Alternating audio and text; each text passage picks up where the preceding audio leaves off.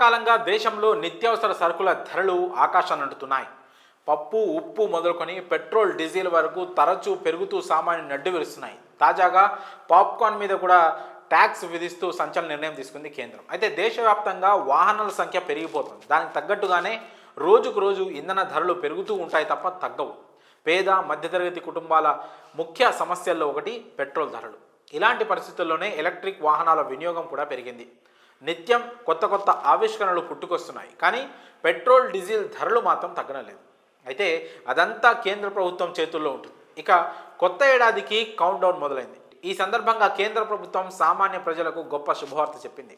Petrol, డీజిల్పై ద్రవ్యోల్బణం పేద మధ్యతరగతి వర్గాలపై తీవ్ర నెగిటివ్ ప్రభావం చూపుతుందని CII confederation of Indian industry పేర్కొంది. ఈ పరిస్థితిని దృష్టిలో పెట్టుకొని పెట్రోల్, డీజిల్పై ఉన్న సెంట్రల్ ఎక్సైజ్ డ్యూటీని తగ్గించాలని ప్రభుత్వానికి సూచించింది. ప్రస్తుతం పెట్రోల్ ధరలో 21%, డీజిల్ ధరలో 18% వాటా ఈ ఎక్సైజ్ డ్యూటీ కింద వస్తుంది. ఇది 2022 మే నుంచి ఈ ఎక్సైజ్ డ్యూటీని సవరించలేదు. సిఐఐ తెలిపిన సమాచారం ప్రకారం పేద మధ్య ఆదాయ వర్గాలపై ద్రవ్యోల్బణం తీవ్ర ప్రతికూల ప్రభావం చూపుతుందని సిఐఐ పేర్కొంది.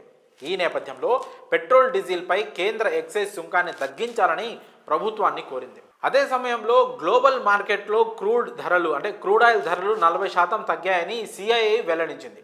ఎక్సైజ్ సుంకాన్ని తగ్గించడం వల్ల ద్రవ్యోల్బణం తగ్గుతుందని, దీని ఫలితంగా ప్రజల కొనుగోలు శక్తి పెరుగుతుందని వివరించింది.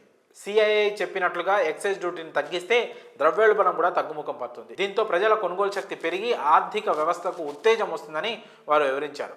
పెట్రోల్, డీజిల్ ధరలు పెరిగిపోవడం వల్ల సరుకుల ధరలు కూడా పెరుగుతున్నాయి. దీని కారణంగా పేద మధ్యతరగతి వర్గాలు తీవ్ర ఇబ్బందులకు గురవుతున్నారు. ఆహారం, వస్తువుల ధరలు పెరిగిపోతున్నందున ఈ వర్గాల వారి రోజువారీ ఖర్చుల సర్దుబాటు చాలా కష్టంగా మారింది. సిఐఐ సూచన ప్రకారం ఈ ధరలను తగ్గించడంతో సామాన్య ప్రజల జీవన ప్రమాణాలు కూడా మెరుగుపడతాయని తెలిపారు. సిఐఐ డిమాండ్ ఆధారంగా ప్రభుత్వం ఈ ఎక్సైజ్ డ్యూటీని తగ్గించడం ద్వారా దేశ ఆర్థిక వ్యవస్థలో శాంతి తీసుకురావచ్చు.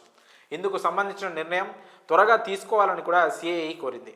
దీని ద్వారా దేశంలో కొత్త సంవత్సరంలో పెట్రోల్, డీజిల్ రేట్లు తగ్గుతాయని తెలుస్తోంది. దీనివల్ల చాలా వరకు మధ్యతరగతి కుటుంబాలకు ఖర్చులు మిగులుతాయని తెలుస్తోంది.